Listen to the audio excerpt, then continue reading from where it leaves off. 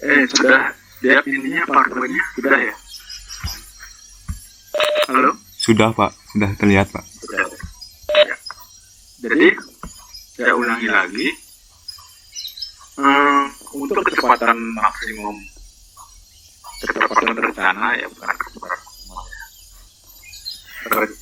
Kecepatan rencananya 120, maka kelandian maksimum ya 3%. Jadi biasanya jalan tol itu kan kecepatannya 100 ya, 100 km per jam kecepatan rencananya. Makanya jalan tol itu maksimum kelandiannya adalah 4%. Contoh jelek yang ada di Indonesia yaitu jalan tol yang berada di Taman Anggrek. Kalau Anda pernah ke Jakarta, ada kawasan Taman Anggrek. Itu kalau dari Bandara Soekarno-Hatta menuju ke Tangerang, tapi yang masuk ke Jakarta ya. Nah, itu ada Hotel Taman Anggrek, ya ada apartemen Taman Anggrek itu di sana. Nah, itu tanjakannya itu lebih dari 4%. Jadi kalau tidak salah 5 atau 6% itu. Ya.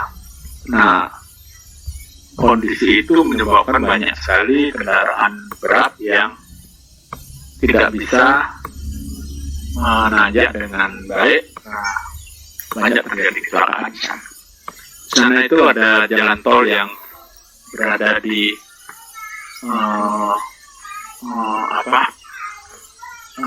menerukan jalan layang ya. Itu lebih dari 4%. Makanya sekarang jalan-jalan tol yang ada itu tidak boleh lebih dari 4%. Contoh misalnya Bali Madara itu pelandiannya maksimum hanya 4% ya. Kemudian kalau kecepatannya 80 ya, jadi kalau makin rendah tanjakannya bisa lebih tinggi ya. Nah, kalau di kecepatan 50 atau 40 itu bisa sampai 10% ya. Nah, kalau di jalan arteri yang ada di Bali, jalan di Bagus Mantel, itu jalan arteri nasional. Itu ada yang sampai intinya namanya tanjakannya 10% ya. Ya, di daerah Desa Pring ya. Kalau Anda lihat di sana ada perumahan ya. Nah, itu di Jalan Profesor Bagus Mantel, jalan. Kalau dulu awalnya itu dari pasar Sambo ya, sekarang sudah tembus sampai dengan Gua Lawah ya, jadi Sambo terus lewat lagi sampai dengan daerah Gua Lawah ya. Oke, nah itu pelandiannya itu di daerah Pring itu bisa agak curam juga ya, 10%. Jadi sebenarnya ada panjang kritis di sini ya, panjang kritis. Jadi itu nanti ada tabelnya ya, panjang kritisnya yang tanjakannya sekian persen, itu hanya boleh sekian meter ya panjangnya. Nah, itu harus di dalam perancangan geometriknya. Nah, itu harus diatur sedemikian rupa sehingga tanjakannya sesuai dengan kecepatan rencana ya. Jadi dari awal ya saya akan ulangi rancangan geometrik jalan ini. Dari awal sekali yang harus Anda tetapkan adalah trase jalan. Jadi trase jalan sangat tergantung dari topografi ya. Nah, kemudian dalam membuat trase itu ada juga larangan misalnya tidak boleh melewati ibadah, tidak boleh melewati tangsi tentara dan sebagainya. Contoh misalnya kayak tangsi tentara, kenapa nggak boleh melalui tangsi tentara? Karena itu adalah daerah vital, daerah yang sifatnya rahasia. Jadi Anda tidak boleh mengetahui di dalam tangsi tentara itu. Jadi kalau Anda lihat misalnya di Google Maps, pasti terblok dia, ya, terblok. Jadi tidak bisa kita lihat apa sih isinya. Ya. Itu adalah daerah yang daerah yang merupakan daerah rahasia ya. Itu yang disebut dengan objek vital ya. Kemudian juga misalnya kilang minyak ya, terus ada lagi yang tempat-tempat lain ya. Nah itu yang tidak bisa kita lalu karena sifatnya rahasia. Kemudian nanti trase, nah sebenarnya kan trase itu kita buat, setelah kita buat trase, kemudian kita analisis medan yang dilewati oleh trase itu. Ya, analisis medannya, apakah dia dataran, perbukitan, atau pergunungan ya. Jadi ada 3. Nah untuk apa mendapatkan itu? Untuk mendapatkan kecepatan rencana. Nah kemudian baru dianalisis ya. Nah kecepatan rencana yang didapat nanti kita bisa memilih yang pertama adalah alignment horizontal. Seperti yang saya jelaskan minggu lalu ya. Minggu lalu kita sampai pada alignment horizontal. Nah di alignment horizontal poinnya apa? Poinnya adalah untuk memilih lengkung ya, jenis lengkung pada tikungan ya, apakah dia SCS ya, spiral circle spiral, apa dia SS atau spiral atau full circle atau circle aja ya. Gitu. Nah setelah alignment horizontal didapat ya, itu kita dapat besaran-besarannya, kemudian bisa kita gambar kemiringan pada tikungan itu. Nah itu yang disebut dengan super elevasi ya. Jadi nanti kita bisa gambar bagaimana berapa panjang, kalau ada circle-nya berapa panjang circle-nya. Jadi ada aturan di sana, kalau dia SCS misalnya, itu circle-nya itu harus lebih besar dari 25 meter ya. Jadi 25 meter ke atas, jadi lebih besar sama dengan 25 meter, maka dia ada kemungkinan, ada 2 kemungkinan, yaitu kemungkinannya dia circle atau kemungkinannya spiral.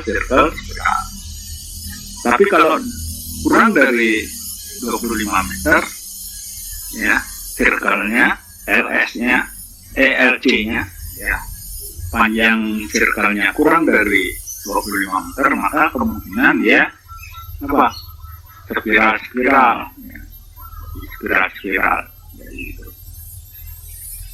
Jadi kalau dari sudut tikungan, kalau kita lihat dari perpotongan antar trase jalan ya, nah itu kita lihat sudut tikungannya berapa sudut. Nah, sudut tikungan yang paling kecil biasanya menggunakan full circle ya, yang paling kecil. Kemudian kalau yang lebih besar lagi mungkin bisa kita gunakan spiral. Nah yang paling, kalau lebih besar ya, dari berapa saya lupa itu ya, sekitar 29 atau berapa, itu harus menggunakan spiral. Jadi spiral itu adalah tempat untuk ancang-ancang menuju tikungan ya. Nah tikungan yang sebenarnya adalah circle ya, makanya ada lurus, dari lurus ke tangent. Jadi lurus ke tangent ya, tangent spiral, Jadi ada TS, TST besar S besar. Kemudian ada SD, ya, spiral circle. Kemudian circle spiral, ya, kembali ke spiral tangent. Jadi kalau dia menggunakan spiral circle spiral, ya. Nah, elevasi muka jalan ini juga penting, ya, pada daerah dataran, ya, seperti misalnya melewati ladang atau sawah. Maka muka jalan itu harus lebih tinggi 2 meter di atas muka air tertinggi. Jadi kalau ada muka air itu tertinggi, dia harus lebih tinggi dari muka air itu. Contoh misalnya kalau Anda lewat di underpass, ya, underpass Dewa Ruci, ya, apa namanya, yang di simpang kalau dulu disebut simpang Ciur, ya, itu sebenarnya simpang Dewa Ruci. Nah, simpang Dewa Ruci itu underpassnya itu sebenarnya yang terutama yang di selatan, ya, apalagi yang di ini, ya, jadi yang di utara itu simpang Dewa Ruci ada underpass. Kemudian ada lagi di simpangnya Murahari, ya, ada patung Murahari di sana, ya, juga yang di Dewa Ruci ada patungnya Dewa Ruci, ya. Jadi ada patungnya Bima, ya, Bima waktu masih, ya, apa namanya, ke laut, ya, untuk mencari air Amarta. Ya, patungnya di bawahnya itu ada underpass. Nah, itu muka air tertingginya itu sebenarnya hanya 5 meter itu, ya. Nah, makanya underpass itu sangat rawan itu. Jadi kalau dia apa namanya, misalnya bocor, nah, air laut itu masuk, ya, ke bagian underpass. Nah, itu di Jakarta pernah terjadi, ya, terjadi kebocoran ini nggak bisa dilewati, ya, karena tentu menjadi apa namanya, kolam dia underpassnya. Karena di sana harus dipompa, ya, pompa di luar supaya air tidak masuk ke underpass. Nah, ini kalau di daerah dataran itu harus 2 meter di atas muka air tertinggi. Jadi muka air itu muka air tertinggi, ya, itu penting, ya, muka air tertinggi. Jadi biasanya kalau di bawah muka air laut, nah itu jadi di bawahnya bisa ada muka air tertingginya bisa tinggi. Atau kalau dia daerah rawa-rawa mungkin, ya, itu juga muka air tertingginya nggak tinggi, ya. Kemudian jika jalan berada di atas sungai atau pada jembatan, diperhatikan tinggi muka jalan adalah tinggi muka air tertinggi ditambah dengan ambang bebas bawah jembatan. Jadi di bawah jembatan itu harusnya ada daerah bebas, ya. Untuk apa? Supaya air yang mengalir itu betul-betul tidak ada hambatan. Kadang-kadang kalau banjir itu biasanya ada potongan-potongan pohon yang lewat juga di bawah. Ya, kadang-kadang bisa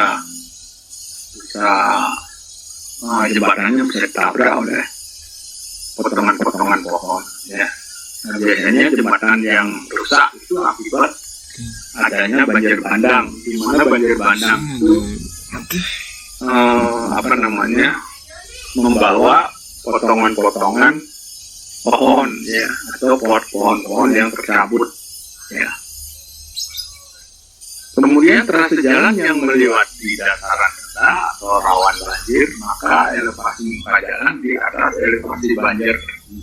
Ini sebenarnya nanti Anda dapat juga banjir, memprediksi banjir, ya. Itu pada pelajaran drainase, ya, akan diajarin bagaimana memprediksi muka air tertinggi, ya, dari sungai. Karena itu kan tiap hari itu dikumpulkan ya data-data curah hujan. Kemudian data curah hujan digabung juga dengan muka air sungai. Kemudian di laut juga ada pengukuran ya muka air tertinggi, sehingga nanti ya muka air laut itu juga diukur, kemudian bisa diprediksi ya. Dulu saya tahun 90 senang mancing di laut ya. Nah itu biasanya kita minta informasi dari data dari Pelindo ya, dari pesawat. Dan sana bisa kita ketahui tanggal berapa, jadi ketinggian air selama 24 jam itu tingginya berapa ya. Nah itu muka air laut itu tidak tetap ya, tapi dia misalnya pada saat purnama gitu, airnya pasti tinggi ya. Coba Anda lihat kalau purnama itu pasti air lautnya naik ya, atau pada saat bulan Peti airnya surut ya. Nah begitu juga pada saat siang hari terjadi kebalikannya. Nah itu semua ada di data di pelabuhan ya, karena pelabuhan itu penting sekali kapal-kapal ya, belum merapat ke dermaga dia harus mengetahui kondisi air laut. Oke, jadi ini ya, ruas jalan yang melewati dataran rendah itu harus rawan banjir misalnya, maka elevasi muka jalan itu di atas elevasi banjir tertinggi. Nah, dulu saya pernah ke daerah Sumba. Daerah Sumba itu daerah NTT lah, ya, Nusa Tenggara Timur. Itu karakteristik sungainya agak beda dengan kondisi di Bali ya. Bali dulu kan Bali Nusa ya, Bali dan Nusa Tenggara. Itu ada Nusa Tenggara Barat, Nusa Tenggara Timur. Nah Nusa Tenggara Barat, Nusa Tenggara Timur itu agak kering ya, sehingga pada saat musim hujan itu biasanya terjadi banjir bandang.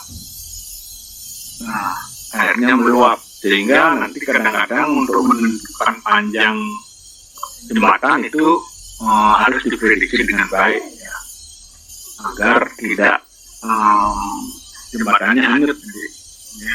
Anda mungkin bisa lihat di YouTube ya, ada beberapa jembatan yang setelah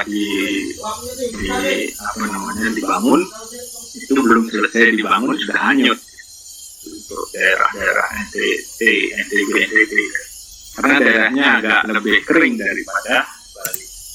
Di Bali juga gitu ya, daerah Bali Barat itu agak kering, Bali Timur juga agak kering ya, yang Bali Tengah ini yang sebenarnya yang curah hujannya tinggi, apalagi yang selatan. Bali Tengah bagian selatan ya, di Badung ya, Kabupaten Badung, Denpasar itu curah hujannya sudah tinggi, beda dengan daerah Singaraja atau daerah Buleleng ya. Dan Buleleng itu sehingga kadang-kadang terjadi banjir bandang. Oke, jadi ini nanti di drainase mungkin kita bahas lagi ya. Kemudian trase jalan yang melewati Tanah Lembek ini juga ini kadang-kadang Tanah Lembek itu terjadi karena atau bisa juga dikenal dengan tanah yang mempunyai dari susut yang besar ya. Itu kalau di Denpasar ini dan di Bali Selatan ya, itu ada di daerah Kerobokan ya.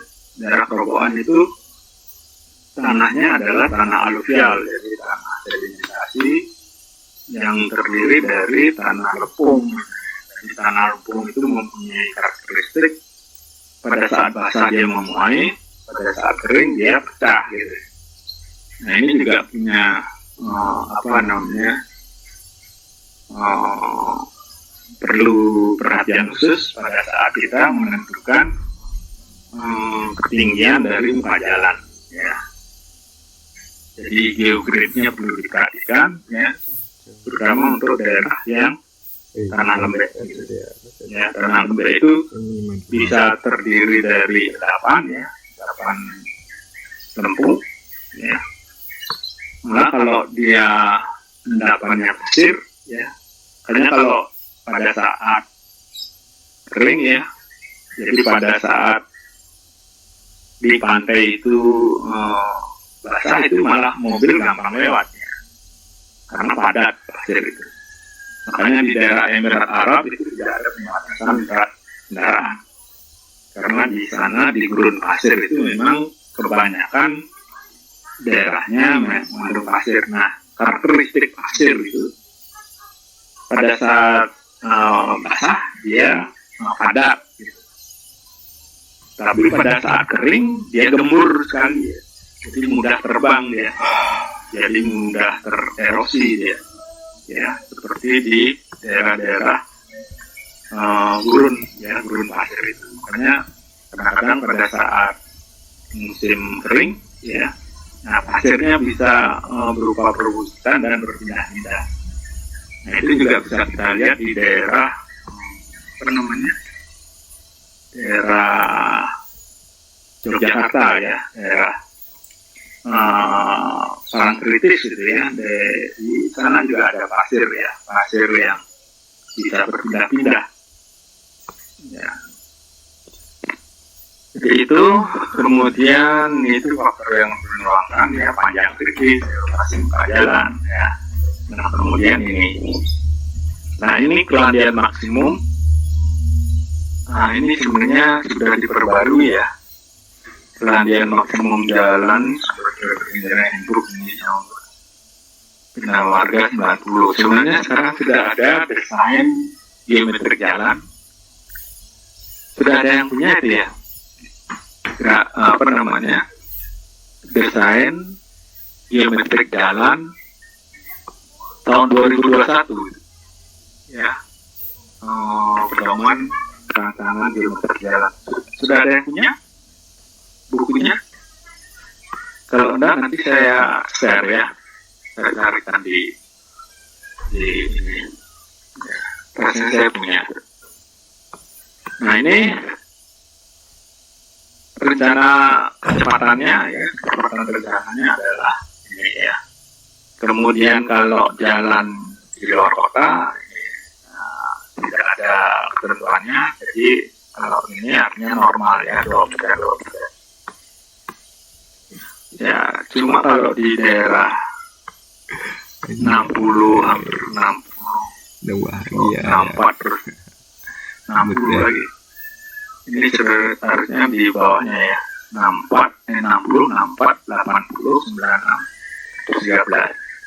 Nah ini kelandian maksimumnya 7, kelandian maksimum mutlak, ya. Bahkan Jadi jalan antar kota dan di Indonesia sedang maksimum standarnya, ya, ada yang buton yang mutlak itu yang karena ya, jadi kalau bagi lingkungan diukur terus itu. Kalau yang maksimum standar itu bisa kurang dari itu, ya. Jadi bisa kurang dari yang ini yang mutlaknya ini maksimum sekali udah 11%, ya. Tapi yang standarnya sebenarnya 7%, ya. Ini yang tidak boleh lagi lebih dari 11%, ya. Standarnya, maksimum standarnya adalah 7%. Ini juga 6%, ini 5%, ini 4%. Jadi kalau kecepatan 80 itu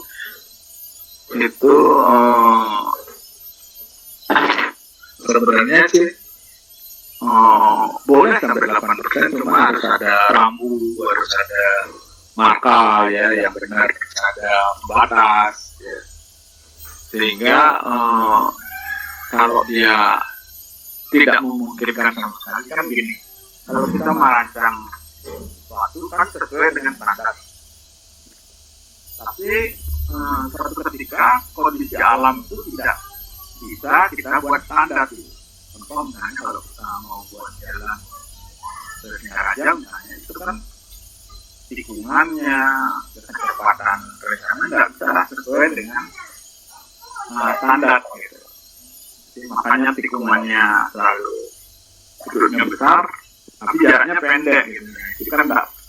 Nah, caranya gimana? Nah, di dalam perancangan ini kita rencanakan dengan merancang rambunya juga. Jadi kapan pengendara itu harus menggunakan persneling 1 ya. Jadi harus persneling 1 atau 2. Kemudian ada lagi misalnya pada daerah yang curam, biasanya ada yang longsor misalnya. Nah, itu harus diberitahu bahwa kalau kondisi hujan itu sering terjadi longsor. Contoh kemarin di daerah di atasnya Pancasari, kalau kita Singaraja, daerah puncak itu terjadi longsor, dan itu menghalangi jalan. Jadi airnya mengalir di jalan raya dan juga batu, ya, sehingga sangat membahayakan. Jadi kondisi itu memang harus tidak boleh lagi lebih, ya, misalnya ini 6%, jangan lebih dari maksimum mutlaknya itu sudah tidak boleh lagi lebih. Kalau kita beri rambu dan marka boleh, cuma tidak boleh lebih dari 10%. Ya, jadi 10% itu sudah maksimum sekali, sudah mutlak, ya, tidak boleh lagi ditambah. Nah, itu dengan banyak pengaman, ya. Jadi banyak pengaman, misalnya diamankan dengan rambu, ya. Rambu itu yang tanda-tanda yang dipasang di pinggir jalan, jadi ditambah tiang, ya. Tapi kalau marka itu ada di atas permukaan jalan, itu marka, ya, tidak boleh menyalip, ya. Di rambunya ada, tidak boleh menyalip, tapi di markanya juga harus diisi tanda tidak boleh menyalip, ya. Mungkin Anda juga perlu mengetahui itu, ya. Jadi yang tanda atau rambu atau marka itu bisa diambil dari Departemen Perhubungan, ya. Jadi ada misalnya yang tidak boleh menyalip, marka tidak boleh menyalip, terus ada juga rambu tidak boleh menyalip. Nah, ada yang tahu mengenai rambu, ya? Kalau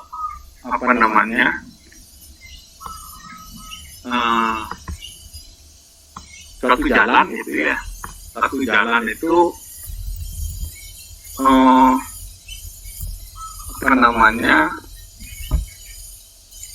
sangat sempit, ya. Jadi kalau 2 lajur itu pas sekali gitu, ya, harus pelan-pelan, ya, jalannya.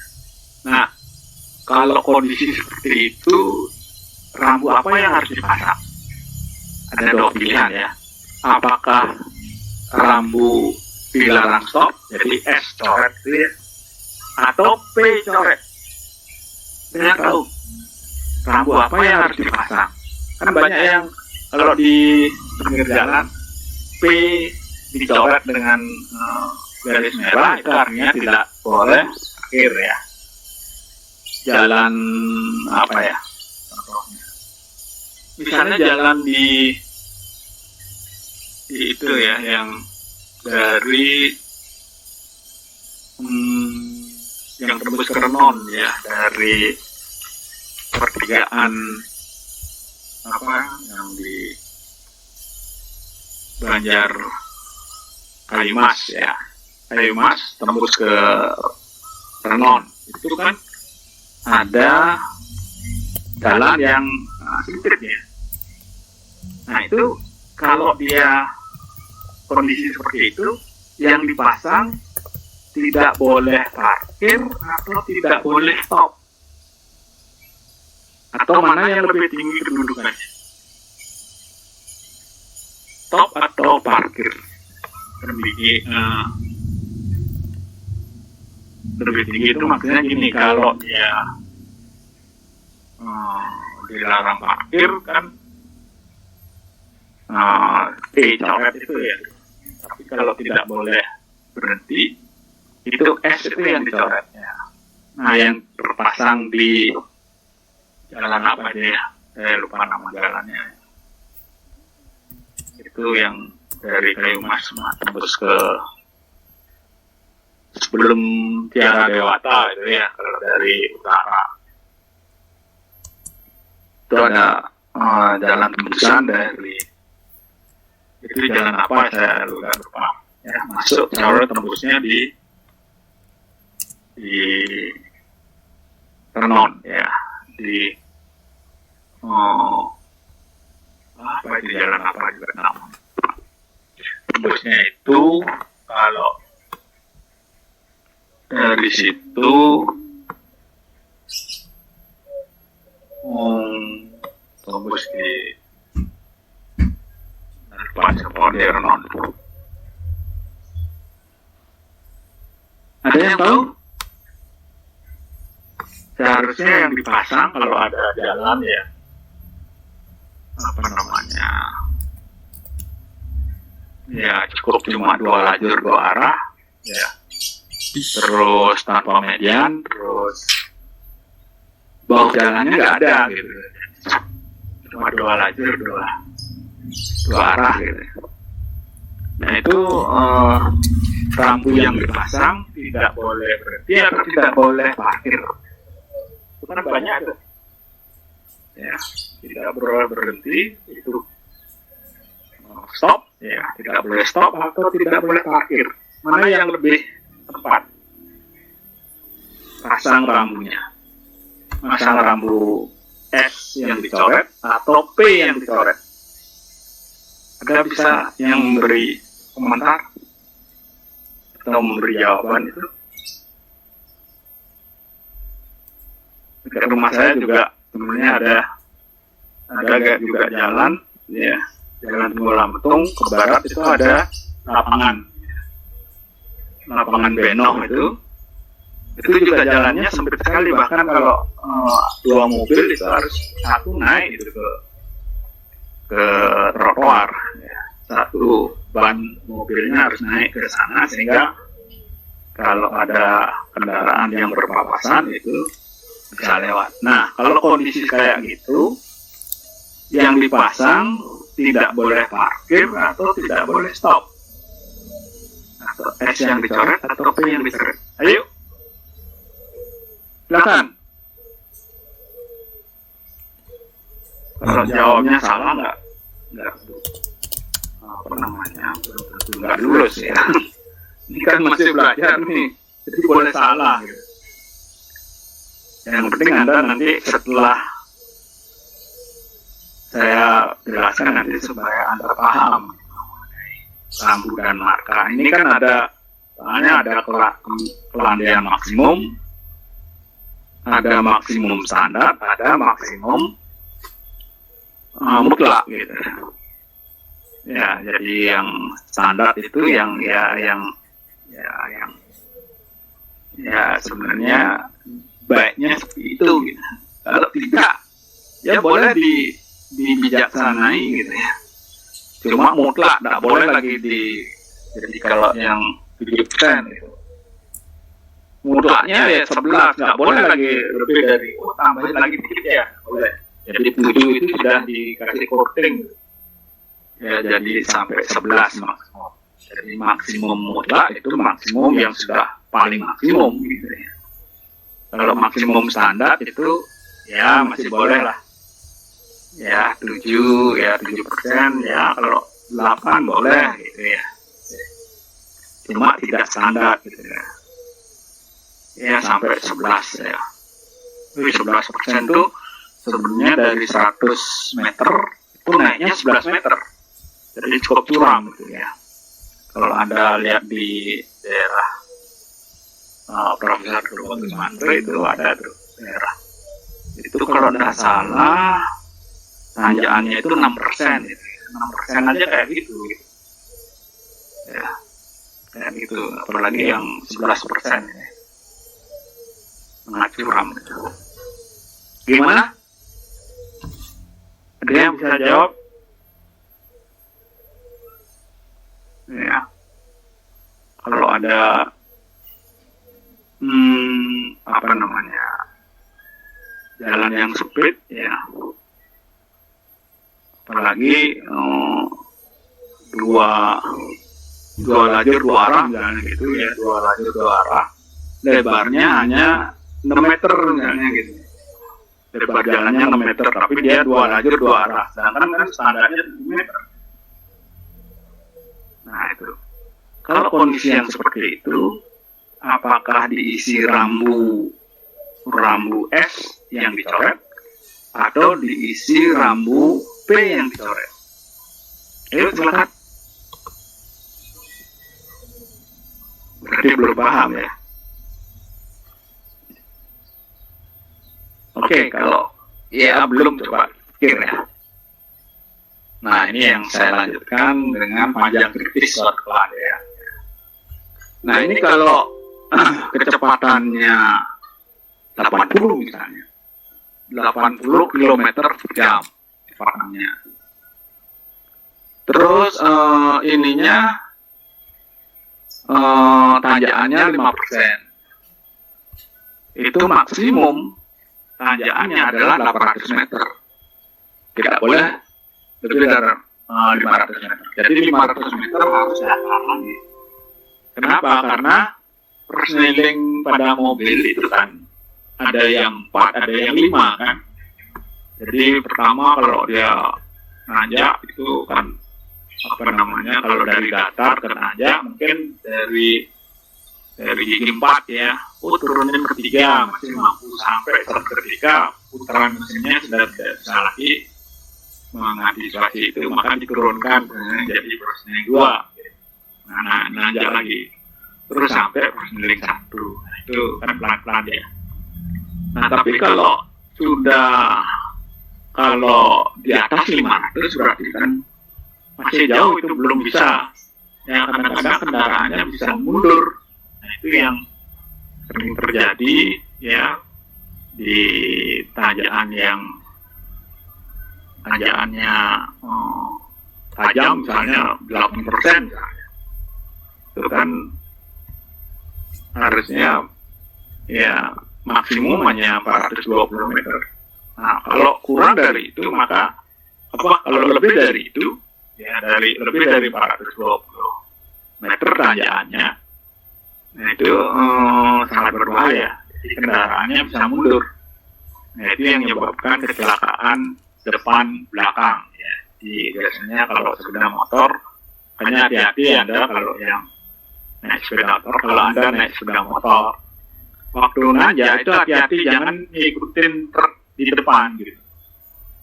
Karena kalau truk di depan itu salah, over persneling atau over giginya salah, dia bisa mundur. Ya, banyak sekali itu kecelakaan di daerah Tabanan misalnya itu. Waktu tahun 80-90-an itu belum sebanyak sekarang ada rumah-rumah di pinggir jalan. Nah sering sekali di daerah Tabanan dulu terjadi tabrakan karena apa? Ada 2. Pertama karena tanjakannya, yang kedua karena pembakaran bekas sumi itu. Jadi kalau nanam padi, setelah diambil padinya kan tinggal batang padi itu. Nah biasanya itu dibakar. Nah karena dibakar biasanya orang terjadi asap ya. Asap itu yang mengurangi pandangan dari pengendara. Nah biasanya kalau terjadi yang di depannya itu mundur, nah ini yang nggak tahu ya, yang di belakang itu nggak tahu bahwa kendaraan di depannya mundur, karena dia akan nabrak. Di tabrakannya adalah tipe depan belakang.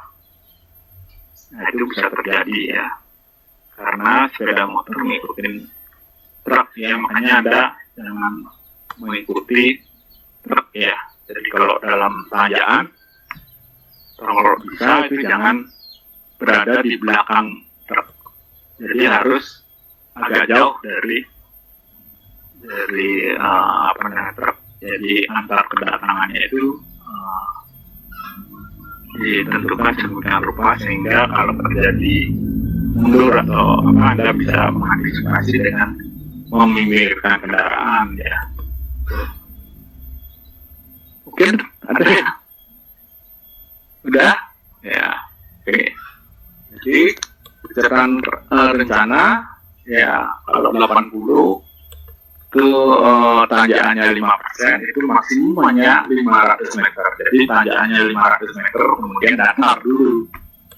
Setelah datar lagi boleh nanjak. Jadi ini juga, jadi kalau misalnya kecepatan 60 km per jam misalnya, nah itu bisa 6% ya. Jadi 6% itu jarak datarnya itu 100 meter. Nah, tingginya itu 6 meter, jadi kemiringannya itu yang disebut kelandaian. Jadi kalau kecepatan 60 km per jam dengan kemiringan atau kelandaian jalannya 6%, itu maksimum 500 meter nanjaknya. Setelah 500 meter harus datar, baru nanti terus dilanjutkan. Oke, itu ya kecepatan panjang kritis suatu kelandaian. Jadi tidak boleh lebih dari jadi kalau dia tanjakannya 5%, maksimum tanjakannya adalah 500 meter. Misalnya di sini ya, kalau tanjakan dengan 10%, maksimum 250 meter itu harus datar. Ya, jadi yang miringnya itu maksimum hanya 250 meter, justru datar, kemudian nanjak lagi, datar, nanjak lagi. Jadi ini adalah batasannya ya, dengan kecepatan dan kemiringan. Oke, jadi lanjutnya adalah perancangan alignment vertikal ya, setelah penggambaran alignment horizontal pada peta topografi. Jadi setelah selesai mengerjakan alignment horizontal, nah baru perancangan alignment vertikal. Jadi buat potongan memanjang pada as jalan, dari lokasi jalan dari A ke C menunjukkan tinggi dan rendahnya muka tanah asli. Jadi dilihat dari sampingnya ya. Potongannya potongan memanjang. Ya. Jadi rencanakan kemiringan memanjang jalan G1, G2, G3 dan seterusnya, yaitu kemiringan jalannya dari titik tengah jalan ya.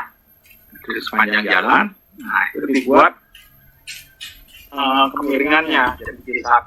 Jadi kelandaiannya apakah 3%, 4%, nah, sampai sesuai dengan ketentuan ini jangan sampai lebih ya. Jadi ini ya contoh misalnya kita ambil misalnya yang kecepatan 60 km per jam itu 80 ya, 80 km per jam. Kalau dia tanjakannya 8%, maka tanjakannya itu jangan lebih dari 120 per 120 meter. Nah kalau lebih gimana ya, dibuat datar. Jadi tanjakannya dibuat maksimum 420, setelah 420 dibuat datar. Kemudian baru nanjak lagi setelah saya data, baru nanjak lagi. Nah, rencanakan kemiringan memanjang jalan atau gradien dan seterusnya. Nilai gradien G harus bernilai bulat ya. Apakah 1%, 2%, 4%, atau 5% dan seterusnya. Yang persen bulat ya, jangan 1,2 itu sulit sekali yang dibuat di kenyataan di jalannya. Jadi kalau buat 1 meter itu tinggal panjangnya misalnya 100, itu di ujung jalan itu dinaikkan 1 meter, itulah kemiringan. Jadi kemiringannya, jadi kalau pakai teodolit itu gampang ukurnya berapa kemiringannya. Dan kita lihat dari ininya ya, ukurannya. Ya, kalau jarak 100 meter kita ukur cara datarnya itu 100 meter, nanjaknya 2 meter misalnya, itu artinya kemiringannya atau kelandaiannya adalah 2%. Jadi ingat bahwa kelandian atau kemiringan jalan itu tidak menggunakan derajat. Yang menggunakan derajat adalah sudut tikungan. Sudut tikungan itu trase dengan trase ya. Kalau kita lihat dari atas untuk menentukan ini apa namanya alim menurut nota, nah itu baru lihat dari atas itu sudut tikungannya berapa. Dari sana baru ya, menentukan LC-nya kurang dari 25 meter atau lebih dari itu. Oke. Kemudian, nah ini perencanaan gradien atau pemiringan memanjang jalan.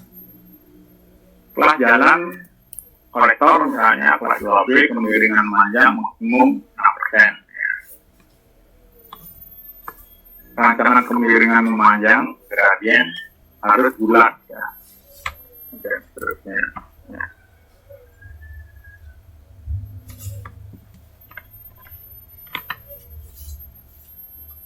Nah, rancangan elemen vertikal ya. Yang pertama adalah rancangan elevasi muka jalan dengan keseimbangan ya, keseimbangan galian dan temuannya. Dari saat kita membuat alignment horizontal dan vertikal itu nanti harus dipikirkan apakah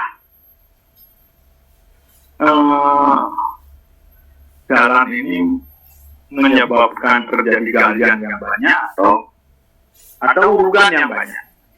Kalau bisa antara galian dan timbunan itu harus sama, ya sehingga tanah yang kita gali bisa diuruk di tempat yang sama. Jadi pada pengurukan jalan itu biasanya diuruk di memanjang jalan. Jadi nggak boleh,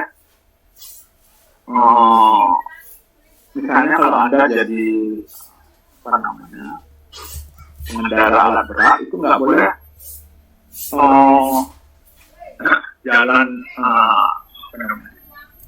tanah yang lebih pada jalan itu dibawa ke pinggir, itu nggak boleh. Ya, karena apa? Karena kalau kendaraan musim hujan itu akan ambles, dia akan turun, ya. Karena air hujan dia akan longsor, ya. Karena tidak ada ikatan antara tanah yang ada. Ya. Hanya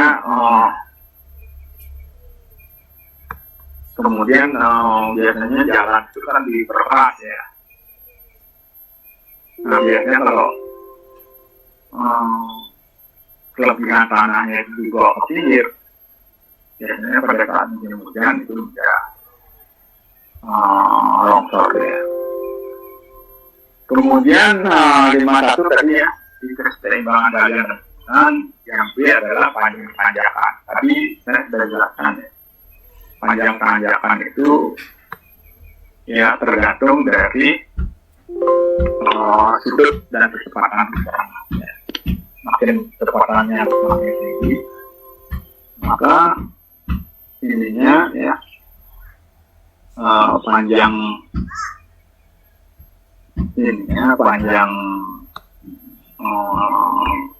tanjangnya makin panjang ya. Sesuai dengan yang saya jelaskan tadi. Nah kemudian kita kemiringan ke pusat perpotongan vertikal. Jadi di sana ada pusat perpotongan vertikal, ya kemudian juga tentukan panjang lekung LV ya sesuai dengan termnya. Ada panjang lekung vertikal cembung, ada panjang lekung vertikal cembung. Jadi ada dua ya. Dalam alignment vertikal sebenarnya ada tiga ya, yaitu yang pertama mengenai kelandaian ya, tanjakan atau turunan. Sebenarnya kalau di turunan yang berbahaya itu adalah kendaraan yang panjang ya, yang gandeng ya, misalnya trailer ya, gandeng, truk yang ada apa namanya bak belakangnya itu digandeng lagi. Itu berbahayanya kalau pada saat menurun terjadi pengereman, maka bak belakangnya itu bisa ke depan ya. Ya, itu. Ya.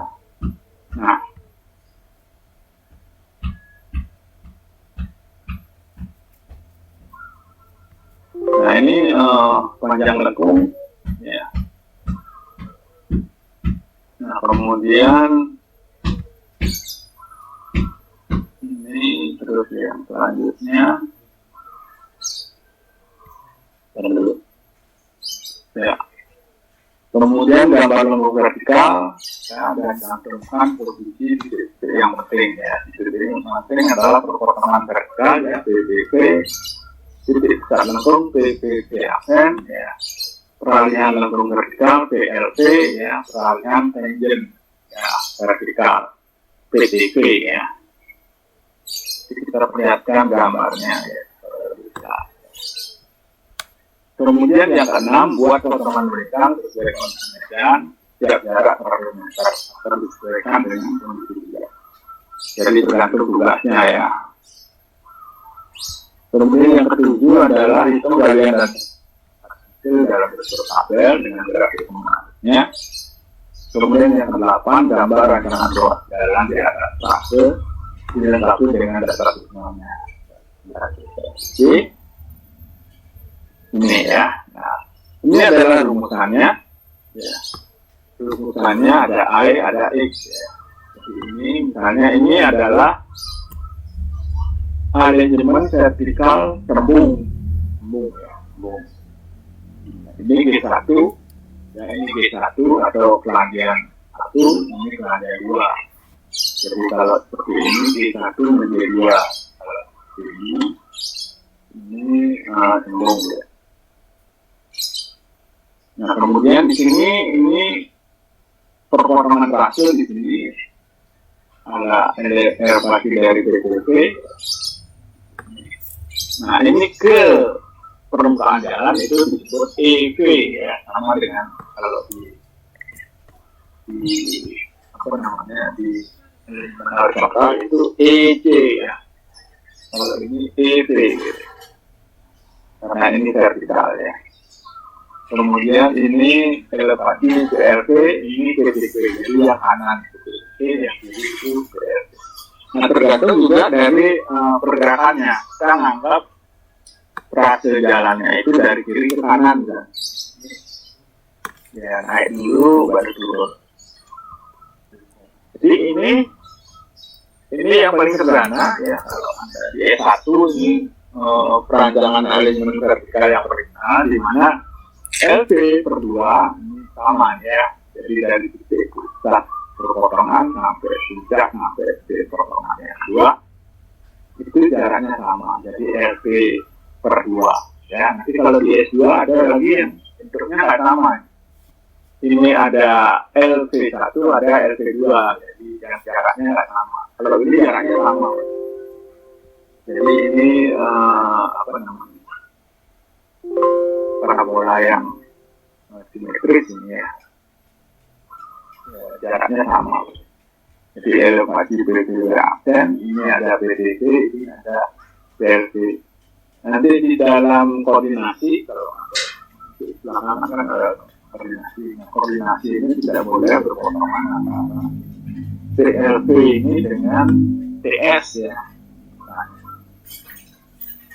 S3 ya, misalnya di sini ada tikungan ya, tikungannya tidak boleh lebih dari tikungannya harus jadi dalam fase yang sama fase yang sama artinya kalau tikungannya itu pada tanjakan harus menanjak terus, tidak boleh pas di tengah tikungan itu menurun.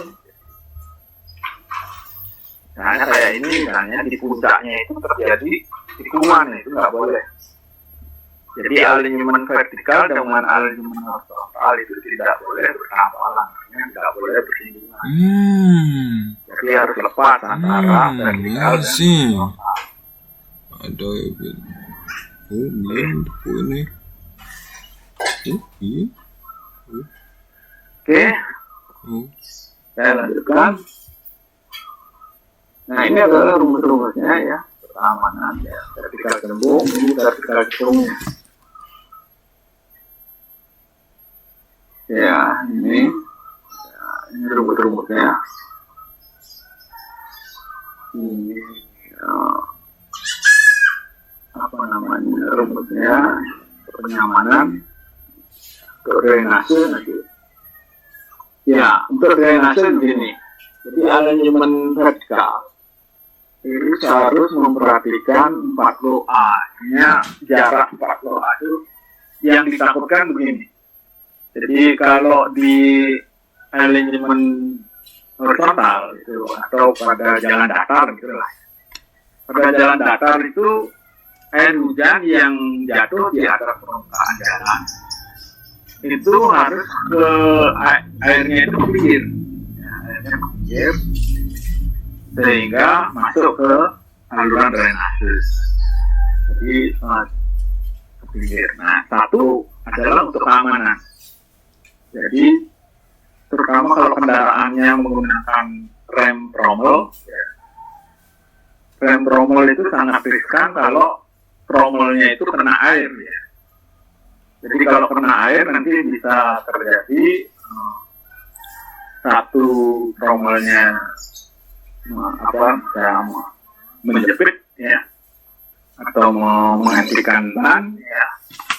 Yang satu nggak kena air. Nah itu yang bisa mengerem. Jadi kalau yang lolos itu sebelah kiri, nah, karena kemiringan kan 2%.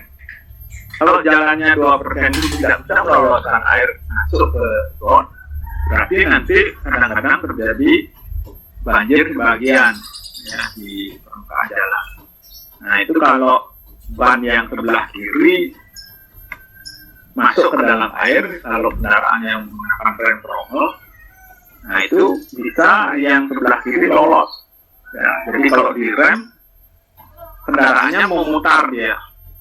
Jadi memutar sehingga dia bisa menuju ke arah kendaraan lawan gitu. Jadi kalau dua lajur dua arah, nah kendaraan satu lajurnya yang sebelah kiri bisa ke kanan, dia masuk ke jalur sebelah kanan. Nah ini terjadi tabrakan. Nah itu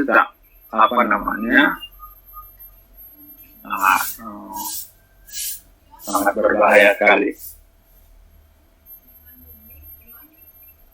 Nah, kemudian ini adalah panjang ya. Kalau ini pastinya seperti ini. Nah ini adalah tanahnya ya. Berarti ini adalah tanah yang yang kalau ini misalnya ini digali, ya ini digali, ini yang diurung misalnya, ini bisa tergantung kerasnya. Ya. Nah ini nanti dihitung ya berapa tanah asli, berapa tanah udana, ya, beda tinggi dan seterusnya. Jadi ini adalah gambar profil jalan memanjang. Nah ini harus dibandingkan ya antara muka tanah dengan muka jalan.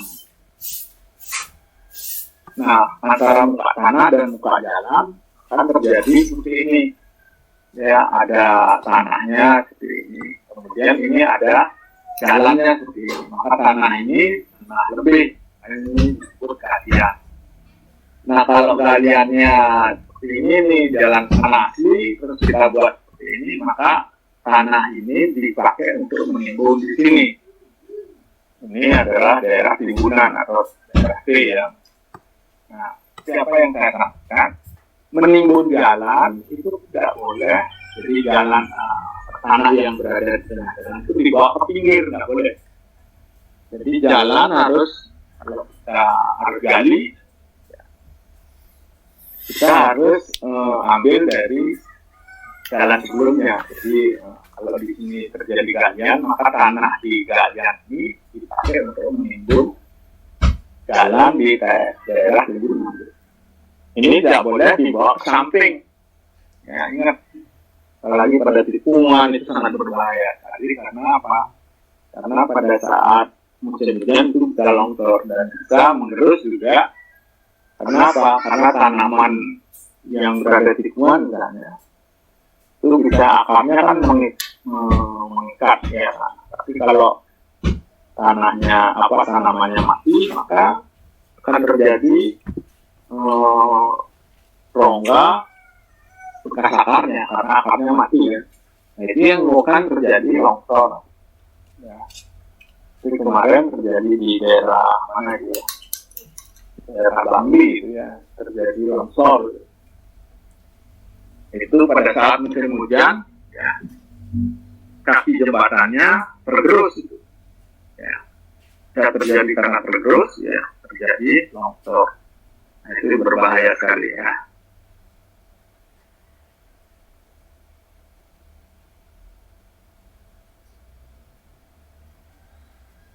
Oke, jadi begitu. Jadi untuk elemen vertikal nanti pelajari sendiri ya, dari cari contoh ya, mengenai vertikal cembung dan vertikal cekung. Ini ada rumusnya seperti ini. Coba dipelajari ya, bagaimana pemanfaatan rumus ini untuk menghitung kalau vertikal cembung dan vertikal cekung. Oh ya, satu lagi di sini ada jarak penyinaran lampu. Ya, ini ada jarak pada vertikal cekung. Ya. Jadi kendaraannya pada saat turun ya melalui daerah cekungan itu, maka lampunya, jadi lampu mobil itu hanya menyebar 1% ya. Jadi kalau dibuat datar itu 1% menyebar ke atas ya. Kemudian 1% juga menyebar ke bawah. Nah pada saat turunan ya, maka yang terlihat itu adalah hanya beberapa meter aja di depan pengemudi itu ya. Jadi drivernya hanya melihat kendaraan di depannya hanya beberapa meter. Nah kalau di depannya itu ada kendaraan dan lampu lampu stop belakang itu tidak menyala, maka bisa ditabrak itu. Ya, makanya di sana ada tergantung dari S dan L-nya ya. Jadi untuk cekung ini ya, untuk S lebih kecil L ya, maka L sama dengan A kali S kuadrat dibagi 150 ditambah 350 S ya. Nanti kita kasih contoh ya supaya lebih jelas. Jadi itu ya. Nah kemudian untuk lulusan bentuk ini lihat ini ada 3 titik perjalanan biasa ya. Jadi dalam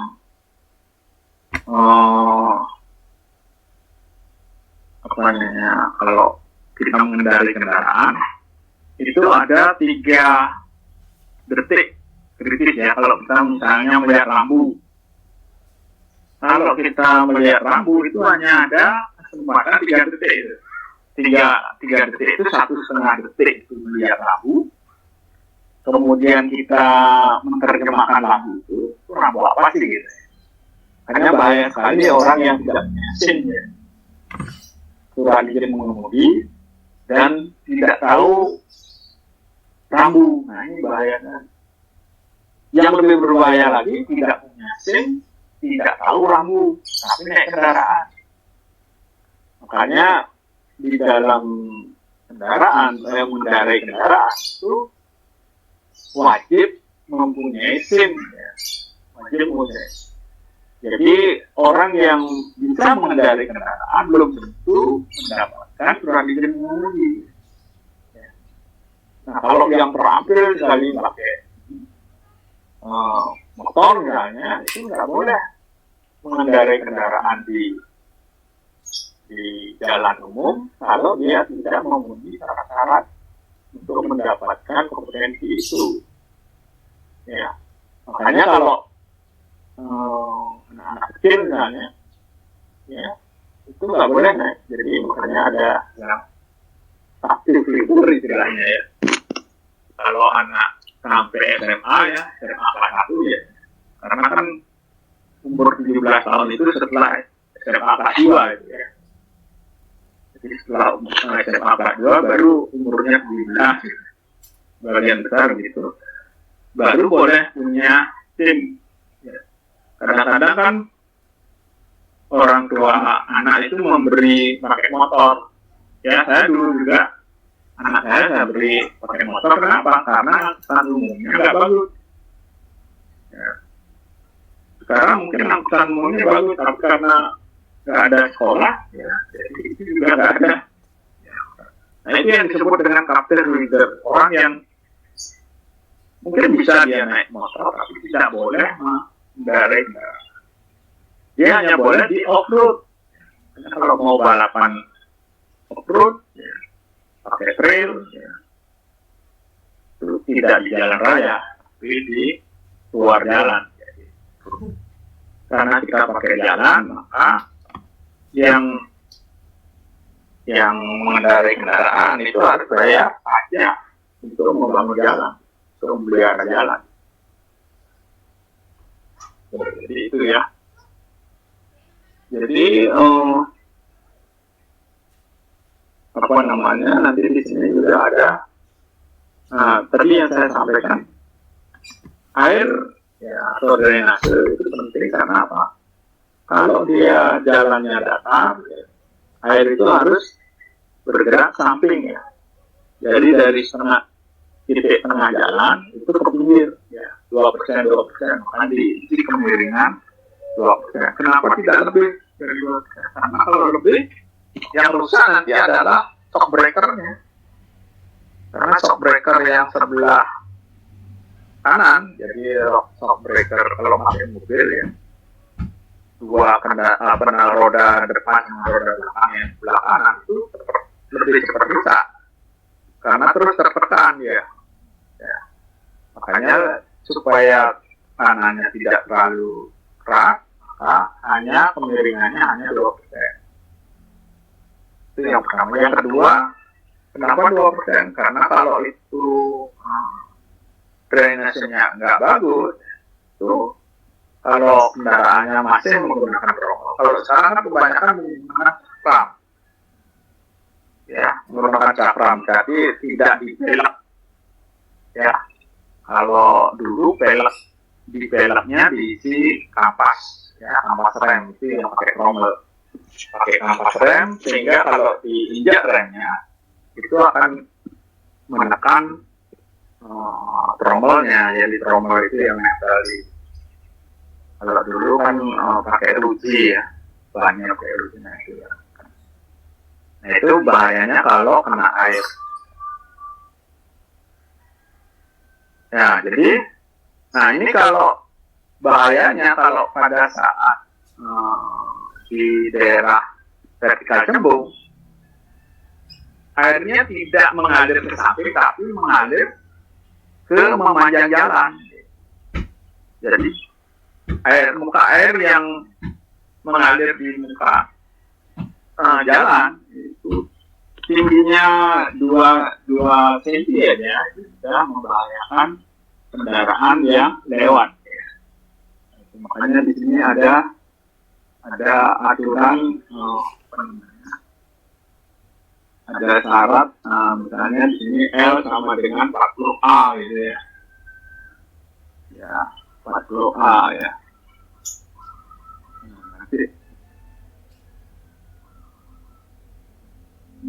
Nanti ini kalau dipelajari ya. Jadi untuk berikutnya Anda harus mempelajari apa namanya, bus ini ya, sambil mempelajari nanti contoh-contohnya. Oke, ada pertanyaan? Nah, tadi mengenai dilarang stop dan dilarang parkir, mana yang lebih baik dipakai? apakah dilarang parkir atau dilarang stop untuk jalan yang misalnya dua lajur dua arah itu kalau lebar standarnya kan 3,5 meter satu lajur. Kalau dua lajur itu kan 7 meter. Kalau di jalan dua lajur dua arah tapi lebar jalannya hanya 6 meter, sebaiknya apa yang dipasang? Rambu dilarang parkir atau dilarang stop? Bukan jalannya sempit ya. Ada yang bisa? Dilarang parkir, Pak. Dilarang parkir alasannya? Alasannya? Bisa bikin macet, Pak. Terus kalau dia stop, apa enggak bikin macet? Izin menjawab, Pak. Iya, izin menjawab. Untuk rambu dilarang parkir itu asumsinya bahwa kendaraan itu tidak ditempati oleh pengemudinya. Atau Parkir itu kan pengemudinya turun dari kendaraan. Iya. Ya, itu parkir ya. Dilarang stop Stop itu masih berada di dalam kendaraannya. iya. Terus sebaiknya dipasang rambu stop atau dilarang parkir? Dilarang parkir. Hah? Dilarang parkir. Semua setuju dengan dilarang parkir? Kalau menurut saya lebih tepat. Alasannya? Siapa yang bilang tadi yang yang dipasang itu rambu dilarang stop? Alasannya apa?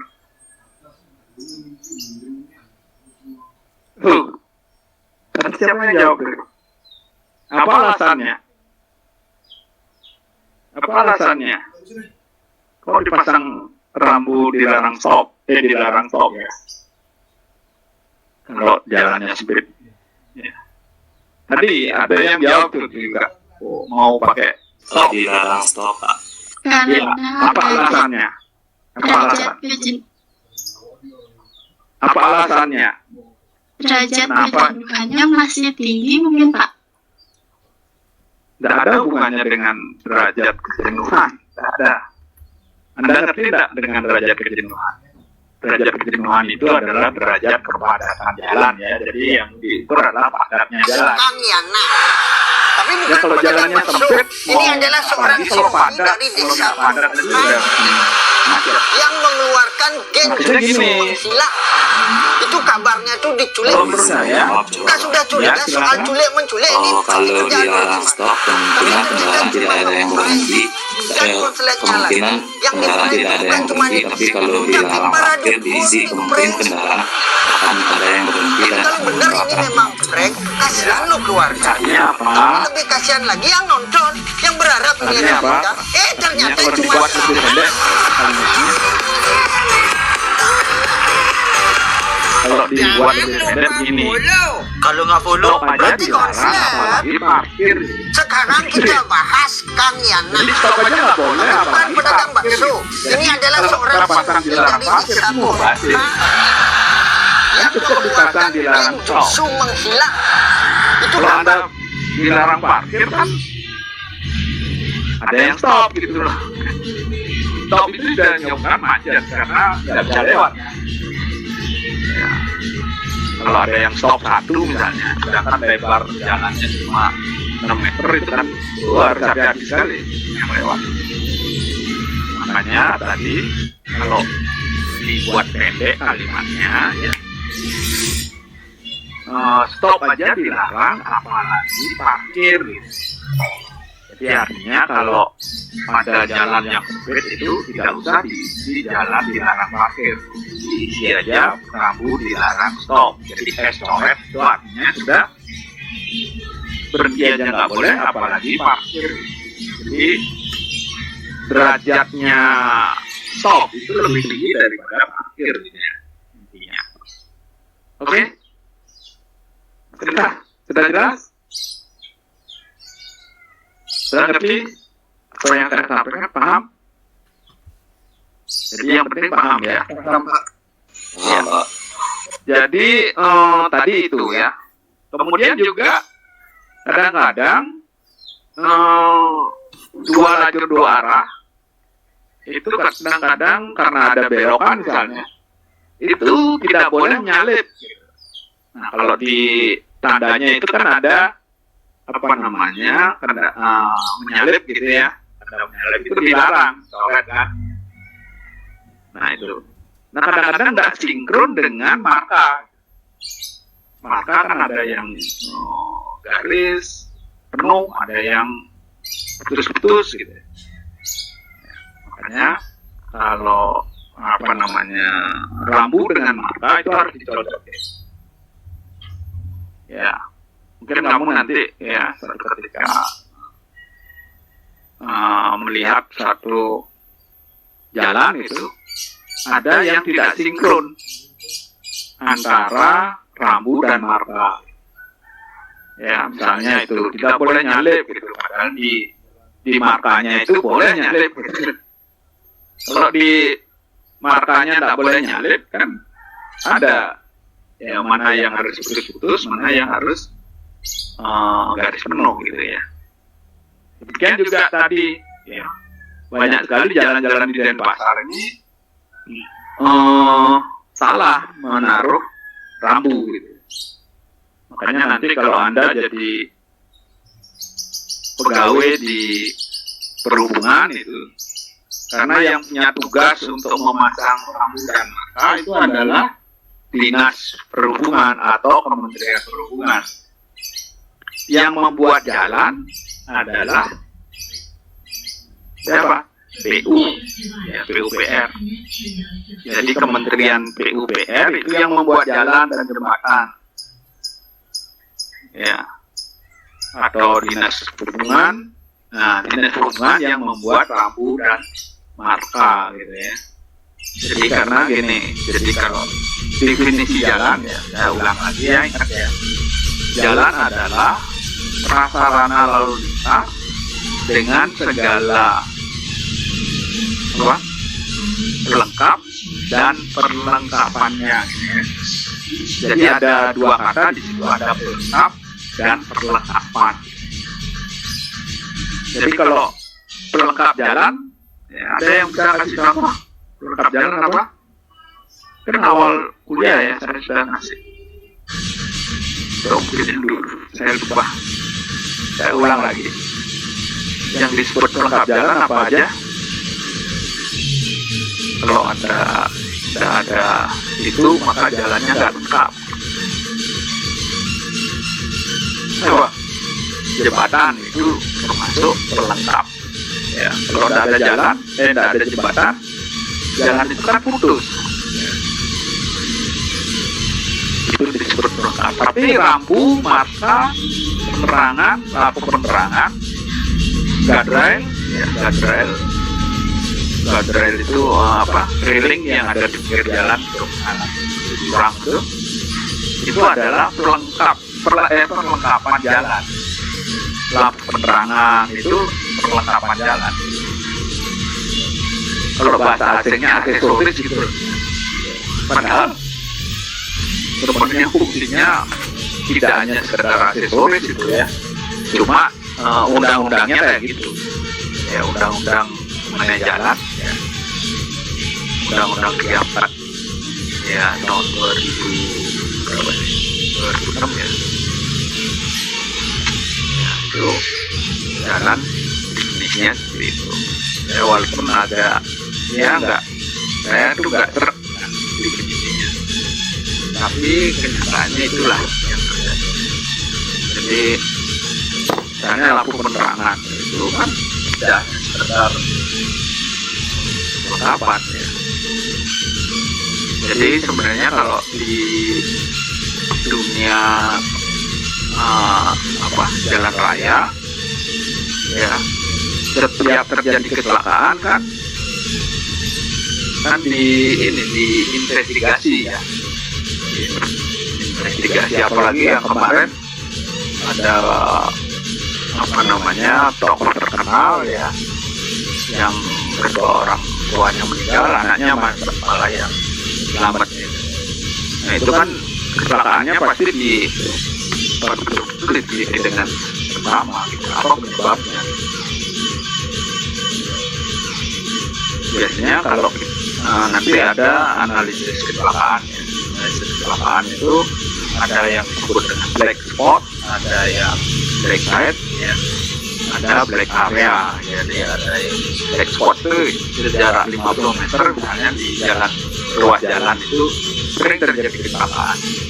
Biasanya kita teliti tipe kecelakaannya seperti apa, apakah depan-depan, depan samping, depan belakang, tipe kecelakaan, terus terjadi pada siang hari atau malam hari, ya. Kalau siang itu jam berapa, ya.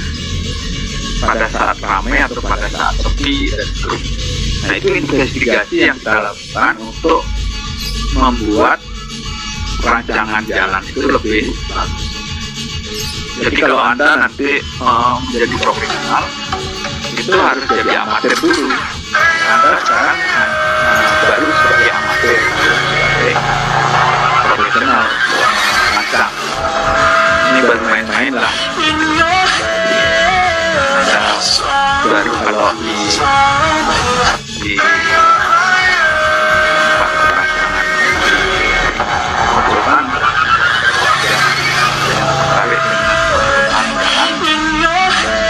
luar Anda itu waktu baru amat aja terus punya potensi ya, misalnya kalau berbuat jalan ini kan potensinya banyak sekali ya, misalnya buat peta, terus bisa buat rase, bisa buat horizontal, bisa medan, galian, timbunan dan seterusnya. Nah itu kalau Anda punya itu masih diawasi oleh atasan ya, ada penyeliannya, ada supervisor. Jadi Anda disuruh merancang, kemudian ada yang mengawasi, ada supervisor Anda. Jadi kita misalnya kita merancang jalan dari Gilimanuk dan Pasar ya, saya ya yang dari Jakarta dari Petrosan itu membuat jalan yang dibuat itu dari Cekik ya. Daerah Cekik itu jalan yang ke arah Singaraja ya, pertigaan Cekik itu agak masuk sedikit. Nah itu dari sana awalnya sampai berakhir di daerah Mengui ya. Panjang jalannya 96 kilo, jalan tol 96 kilo dengan ini ya, setiap 25 kilo ada rest area atau stop area ya, rest area. Jadi ada 3 tempat sebagai rest area. Nah itu rencananya 2001 ini pembebasan, kemudian 2002 mungkin mulai rekonstruksi. Nah itu juga kalau di jalan tol itu juga ya, yang penting lagi adalah membuat simpang ya. Jadi nanti kalau ada persimpangan antara jalan lama dengan jalan baru, jalan tol itu nanti pakai simpang apa gitu, apakah pakai underpass, apa pakai intersing ya. Kalau itu berarah, kalau underpassnya lewat atas dan lewat bawah gitu. Oke, untuk hari ini saya cukupkan sampai sekian ya. Tadi ada yang pertanyaan yang belum saya jawab, sudah ya. Jadi tadi saya hanya memberi tambahan pengetahuan di antara rambu stop dengan rambu parkir. Kebanyakan dinas perhubungan dan pasar itu salah menaruh rambu yang seharusnya rambu stop itu di rambu parkir. Itu yang banyak saya lihat. Sebenarnya parkir itu digunakan untuk ini misalnya di jalan-jalan yang masih agak lebar dan ininya kepadatannya tinggi. Misalnya pada saat pagi hari, siang hari, atau sore hari itu kepadatannya tinggi. Nah, sehingga pada saat itulah tidak boleh parkir. Misalnya Jalan Sumatera. Jalan Sumatera itu kan kalau dulu ya pagi hari ya itu agak tinggi ya. Terus siang hari, terus sore hari misalnya. Nah, itu bisa diisi dilarang parkir pada saat volume lalu lintasnya tinggi. Ya. Sehingga lebar jalannya masih mencukupi. Walaupun diisi parkir, dia masih mencukupi untuk 2 lajur 2 arah. Apalagi kalau 2 lajur 1 arah. Kalau dia masih lebih dari itu, boleh diparkir. Cuma saja parkir yang diperbolehkan pada jam 10. Jadi parkir boleh pada jam, misalnya di atas jam 8 ya, sampai dengan sebelum jam 12 misalnya. Itu diatur. Ya, pada saat jalan volume lalu lintasnya tidak tinggi, maka diperbolehkan parkir. Nah, pada saat itu baru diisi tidak boleh parkir jam sekian sampai jam sekian. Jadi ada waktu yang mengatur untuk parkir. Jadi itu sedikit tambahan mengenai lalu lintas ya, karena itu teknik lalu lintas ya, jadi akan saya berikan kalau saya masih mengajar teknik lalu lintas. Jadi untuk hari ini waktunya sudah habis ya. Karena mulai jam 8.30 kalau 2 SKM berarti 100 jam 1 jam 40 menit berarti masih lagi 10 menit ya, ada lagi 10 menit. Ada pertanyaan kira-kira? Nggak ada? Kalau tidak ada kita akhiri di sini. Ini yang ke-12 ya, ingat tidak hadir sampai bang ya dasar hadir. Nanti Anda yang repot sendiri pada saat ini ya, penilaian. Karena kalau kurang dari 70% ya saya tidak bisa mengisi kolom nilainya. Jadi karena kolom nilainya itu langsung blank dia. Ya, saya tidak bisa ngisi nilai. Oke. Ingat ya, jadi ini adalah kuliah ke-12 manajemen vertikal. Oke, selamat siang, sampai ketemu minggu depan. Selamat siang, Pak. Selamat siang, Pak. Terima kasih, Pak. Oke, selamat siang.